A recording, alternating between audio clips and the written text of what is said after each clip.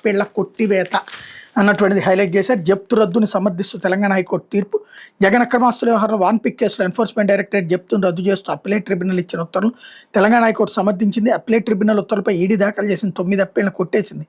వాన్పిక్ కేసులో ఏపీ మాజీ సీఎం జగన్ ఆయన గ్రూపుకి చెందినటువంటి 538 కోట్ల, నిమ్మగడ్డ ప్రసాద్ ఆయన గ్రూపుకి చెందిన 325 కోట్ల విలువైన ఆస్తులు వాటాలను జప్తు చేయడం చెల్లదంటూ అప్పీలేట్ ట్రిబ్యునల్ ఇచ్చిన తీర్పును సవాల్ చేస్తూ ఈడీ వేర్వేరుగా 9 అప్పీళ్లు దాఖలు చేసి వీటిపై జస్టిస్ పి శ్యాంకోసి, జస్టిస్ సుద్దాల చరపత్రాలతో కూడిన ధర్మాసన విచారణ అనంతరం శుక్రవారం తీర్పు వెలువరించింది.